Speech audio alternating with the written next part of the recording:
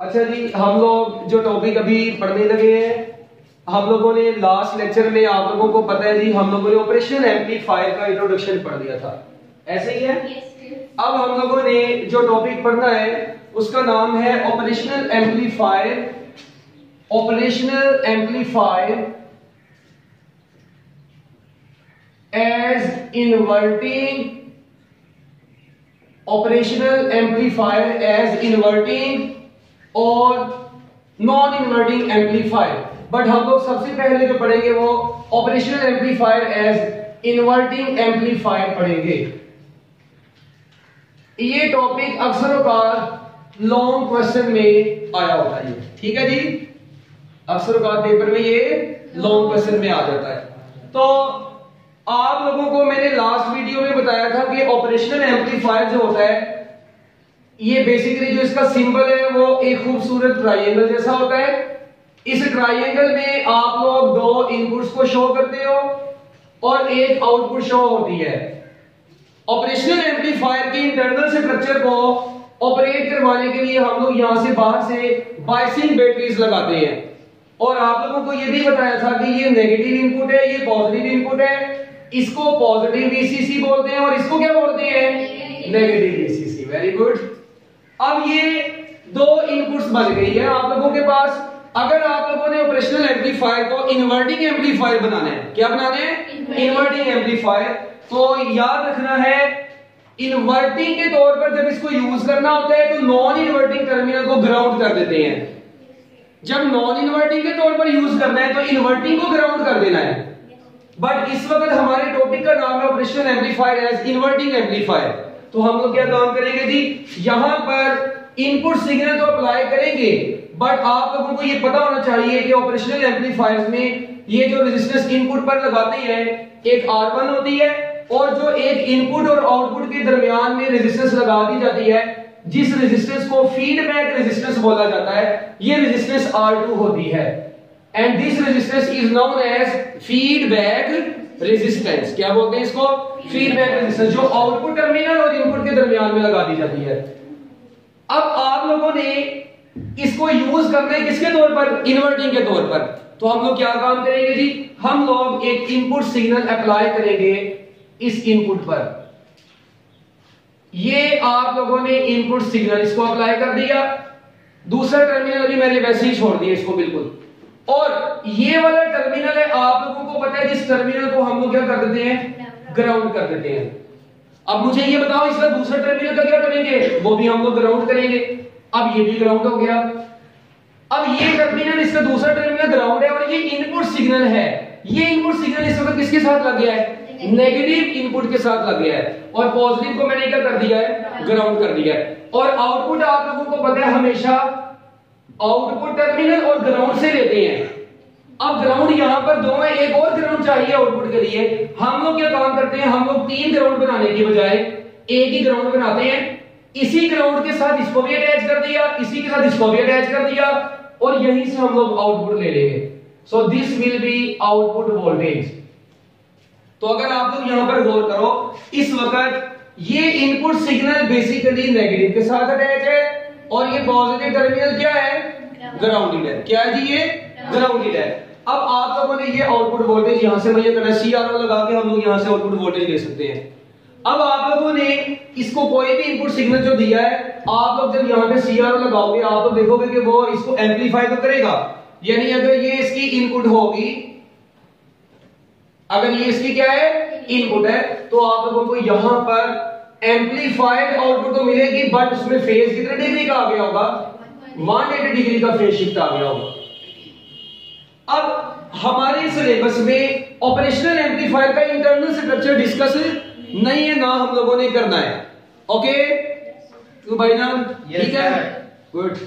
अच्छा जी, अब आप लोगों ने एक बात का बड़ा ख्याल रखना है। मैंने लास्ट लेक्चर में आप लोगों को ये बात बताई थी, as open loop gain of operational amplifier is of very high order. ये बहुत हाई होता है। तो आप लोगों को पता है अगर ओपन लूप गेन बहुत हाई होगा, तो देखो ओपन लूप गेन का फॉर्मूला होता है आउटपुट ओवर इनपुट। और इनपुट को हम लोग V positive minus V negative लिखते हैं। As this open loop gain is of very high order, so this denominator will be very low. और ये डिनोमिनेटर क्योंकि बहुत लो होगा, इसीलिए हम लोग इसी डिफरेंस को अप्रोक्सीमेटली जीरो भी बोल सकते हैं। तो मुझे बताओ यहां से V पॉजिटिव किसके बराबर आ गया? V नेगेटिव के बराबर आएगा। तो ऑपरेशनल एम्पलीफायर अभी हम लोग इसको बेशक इन्वर्टिंग के तौर पर यूज कर रहे हैं, नॉन इन्वर्टिंग के तौर पर, दोनों केसेस में हम लोग V पॉजिटिव को V नेगेटिव के इक्वल ही कंसीडर करेंगे। और एक बात याद रखनी है, हम लोग इन दोनों टॉपिक्स में एफएससी के मुताबिक हमेशा V नेगेटिव को V पॉजिटिव के हिसाब से लिखेंगे, ठीक है। अभी आप लोग देखोगे यहां पर अगर आप लोग गौर करो, आप लोगों को एक चीज नजर आ रही है कि यहां पर V पॉजिटिव इस वक्त ग्राउंडेड है। क्या ख्याल है? ऐसे ही है, V पॉजिटिव ग्राउंडेड है जबकि V नेगेटिव के साथ V इनपुट अटैच है, ऐसे ही है। बट हमें तो V नेगेटिव को किसके लिहाज से देखना है?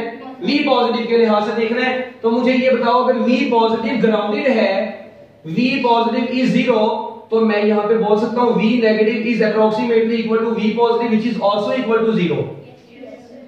अगर ऑपरेशनल एम्पलीफायर में एक टर्मिनल ग्राउंडेड है और दूसरा टर्मिनल उसकी वजह से ग्राउंड कंसीडर हो रहा है, इस कॉन्सेप्ट को बोलते हैं वर्चुअल ग्राउंड कॉन्सेप्ट। इस कॉन्सेप्ट को क्या बोलते हैं? Virtual ground concept. कि एक टर्मिनल ग्राउंडेड है, उसकी वजह से दूसरा टर्मिनल भी क्या कंसीडर हो गया? ग्राउंडेड कंसीडर हो गया। ओके, अच्छा, अब आप लोगों ने क्या काम करना है? आप लोगों को पता है ऑपरेशनल एम्पलीफायर में ये जो करंट फ्लो कर रहा होता है, ये हमेशा दोनों डायग्राम्स में आप लोगों ने यहां पर I1 और यहां पर I2 बना देना है। तो अभी तक मैंने आप लोगों को ये दो बातें बताई जो कि यूज हो रही है इसकी कैलकुलेशन में, इसलिए आप लोगों को ये दो बातें मैंने पहले बता दी है। एक बात बताई, V positive is nearly equal to V negative, और V पॉजिटिव के लिहाज से V नेगेटिव को देखेंगे तो V negative is virtually grounded. Okay, ये दो कांसेप्ट याद हो जाएंगे, ठीक है। अच्छा, अब देखते हैं जी, आप लोगों को पता है ये इनपुट करंट यहां से I1 आया, ये I2 है। अब मुझे आप लोगों ने ये बताना है, आप लोगों ने ये लाइन इसी कैरेक्टरिस्टिक्स में पढ़ी थी, as practically no current flows between inverting and non inverting inputs, ऐसी है। As practically no current flows between, ओ भाई बोल दो साथ, inverting and non inverting inputs. Inverting and non inverting inputs के दरमियान में कोई करंट फ्लो नहीं करता। इट मींस अप्लाई करेंगे अगर केसीएल, तो केसीएल अप्लाई करेंगे तो I1 I2 के बराबर कंसीडर, क्योंकि यहां पर तो करंट ने जाना नहीं है। So this I1 is equal to this I2। तो जब आप लोग इन दोनों करंट्स को इक्वल करोगे, अब I1 कैसे निकालेंगे, I2 कैसे निकालेंगे, ठीक है। चलो मुझे ये बताओ I1 कैसे कैलकुलेट करेंगे। किसी एक रेजिस्टेंस में से करंट गुजर रहा है, उस रेजिस्टेंस का करंट निकालने का फार्मूला क्या होता है, बस ये बताओ। हाँ जी, करंट होता है पोटेंशियल डिफरेंस ओवर रेजिस्टेंस। वो छोटे होते थे जब तुम लोग 9th क्लास में, फिर 10th में हो गए, बड़े हो गए थोड़े से, तब आप लोगों ने ये फार्मूला पढ़ा था, potential difference over resistance is equal to current, नहीं पढ़ा था? अच्छा, अब मुझे ये बताओ, यहां पर इस रेजिस्टेंस R1 के दो टर्मिनल्स हैं, मेरा ख्याल है दो ही हैं, सारों को नजर आ रहे हैं। एक टर्मिनल के साथ V नेगेटिव है और एक टर्मिनल के साथ V इनपुट है।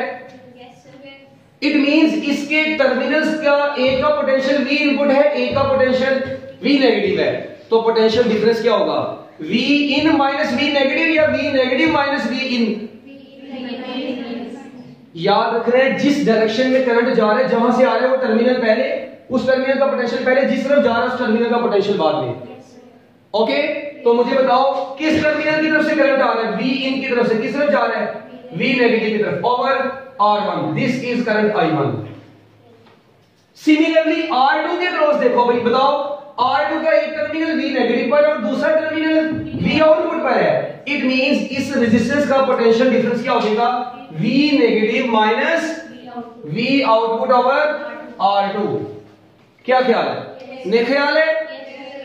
क्यों भाईजान, ठीक है। अच्छा, अब मुझे ये बताओ, आप लोगों को ये बात पता है जी, V negative is equal to zero, अभी आप लोगों को बताया वहां पर। तो चलो मुझे बताओ, अगर V नेगेटिव जीरो होगा, V input minus zero over R1 is equal to zero minus V output over R2।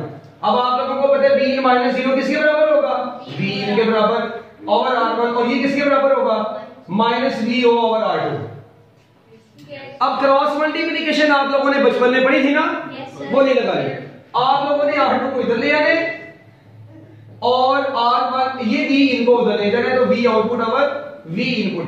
अब आप लोगों को पता है नेगेटिव इधर लिख लो, बात एक ही होती है, तो इसमें रोने वाली कोई बात नहीं है। हम लोग ऐसे भी लिख सकते हैं V output over V input is equal to minus R2 over R1। मुझे ये बताओ, ये जो गेन इस वक्त आप लोगों के सामने आ रहा है ना, ये गेन इस वक्त रेजिस्टेंसेस के ऊपर डिपेंड कर रहा है। अगर आप लोग गौर करो, ये गेन किस पर डिपेंड कर रहा है? एक्सटर्नली कनेक्टेड रेजिस्टेंसेस के ऊपर डिपेंड कर रहा है। ओके, और ये गेन उस वक्त आया जब ऑपरेशनल एम्पलीफायर वर्किंग कर रहा है, जब आप लोगों ने रेजिस्टेंसेस लगा के सर्किट को ऑन किया हुआ है। तो इस वक्त जो गेन ट्रांजिस्टर अपना ऑपरेशनल एम्पलीफायर प्रोवाइड करता है, हम लोग उस गेन को कैपिटल G से रिप्रेजेंट करते हैं, और इस गेन को क्लोज्ड लूप गेन बोला जाता है। क्या बोला जाता है? Closed loop gain of operational amplifier. एक होता है open loop gain. Open loop gain में आप लोगों ने देखा था ना R1 लगाई थी ना R2 लगाई थी, मगर क्लोज लूप गेन उस वक्त आएगा जब सर्किट में R1 R2 लगा के करंट फ्लो कर रहे हैं। उस वक्त जो गेन आप लोग हासिल करोगे वो क्लोज लूप गेन होता है। और याद रखें, close loop gain is independent of internal structure. It is independent of internal structure of operational amplifier. ये ऑपरेशनल एम्पलीफायर के इंटरनल स्ट्रक्चर के ऊपर डिपेंड नहीं करता। It only depends upon externally connected resistances. External resistances जो आप लोगों ने लगाई हुई हैं, ये सिर्फ और सिर्फ उनके ऊपर डिपेंड करता है। तो अगर आप लोगों को मैं कहता हूं जी कि ऑपरेशनल एम्पलीफायर है, इन्वर्टिंग एम्पलीफायर है, कौन सा है? इन्वर्टिंग। आप लोगों को मैं R2 की वैल्यू देता हूं जी 100 किलो ओम, और R1 की वैल्यू कितनी देता हूं? 1 किलो ओम, और आप लोगों को कहता हूं भाई इसका गेन बताओ, शो नहीं हो गया? कौन सा फार्मूला लगेगा? Gain is equal to minus R2 और R1। अब R2 कितने हैं? 100 किलो ओम, और R1 कितने हैं? 1 किलो ओम। ये ना हो पता लगे 1 को 1 से काट के 0 आंसर लगाओ। ये 100 ओवर 1 कितना होता है? 100 होता है, किलो ओम से कट गया, तो गेन आप लोगों के पास किसके बराबर आ गया? -100 के बराबर आ गया। अब अक्सर औकात क्योंकि ये एमडीकेट के टॉपिक में भी इंक्लूड है, तो ये छोटा सा एमसीक्यू एक आ जाता है। क्यों सर, ऐसे ही है? अच्छा, अब एक और बात सुनिए, यहां पर आप लोगों को कई दफा सवाल ऐसे भी आता है कि बताओ एक ऑपरेशनल एम्पलीफायर उसको नॉन इन्वर्टिंग बनाना है, नॉन इन्वर्टिंग ऑपरेशनल एम्पलीफायर को डिजाइन करना है और उसका गेन 100 हो, 100 गेन हासिल करना है। बताओ आप लोगों को रेजिस्टेंसेस की क्या वैल्यूज यूज करनी पड़ेगी? अब बनाने को तो ये लोग बहुत किस्म की वैल्यूज बना लेंगे, मगर आप लोगों ने पहले ऑप्शन पे गौर कर लेना है। ठीक है, ऑप्शन में अब सपोज करो वहां पर लिखा हुआ जी R2 100 kilo ohm, R1 1 kilo ohm, तो बात समझ में आती है, इसका गेन 100 ही आएगा। अगर R2 को मैं 200 बोल दूं, इसको 2 बोल दूं, तब भी 100 आएगा। मतलब आप लोगों ने ऑप्शन को देख के बता देना, डिवाइड कर लेना, जिसका आंसर 100 आ गया वही आप लोगों का आंसर होगा। और आप लोगों को पता है यहां पर जो नेगेटिव का साइन है, नेगेटिव का साइन किसको शो करता है? 180 डिग्री के फेज शिफ्ट को शो करता है। ओके, तो ये operational amplifier as inverting amplifier है। अगर मैं आप लोगों को कहता हूं जी मुझे ये बताओ, यही ऑपरेशनल एम्पलीफायर बनाता हूं अब, और सपोज करते हैं ये आप लोगों को पेपर में सवाल आ गया है, यहां पर R1 भी है और R2 भी है, और कई लोगों को जो है डायग्राम वाले सवाल वैसे ही बहुत मुश्किल लगते हैं जी। तो ये आप लोगों ने इनपुट सिग्नल अटैच किया हुआ है, ये रेजिस्टेंस है 10 किलो ओम और ये रेजिस्टेंस है 100 किलो ओम। चलो आप लोग सबसे पहले तो देखोगे ये एम्पलीफायर कौन सा है, इन्वर्टिंग है या नॉन इन्वर्टिंग है? मेरा ख्याल है इनपुट सिग्नल नेगेटिव के साथ अटैच है, so this is inverting amplifier. तो चलो अभी मुझे बताओ इसका गेन कितना होगा? आप लोगों को ये गेन होगा -R2 ओवर R1, तो आप लोग -100 ओवर 10 करोगे तो आंसर कितना आ जाएगा? -10 इसका गेन आ जाएगा। ओके, तो ये operational amplifier as inverting amplifier का टॉपिक है। अक्सर औकात पेपर में ये लॉन्ग क्वेश्चन में आ जाता है। अगर लॉन्ग क्वेश्चन में आएगा तो आप लोगों ने ये गेन का फार्मूला डिराइव करना है, ये एंड पर नोट लाजमी लिखने हैं, मतलब ये पॉइंट्स आप लोगों ने लाजमी लिखने हैं, और हेडिंग्स अच्छे तरीके से बुक से बना लेनी है। ओके जी, अल्लाह हाफिज।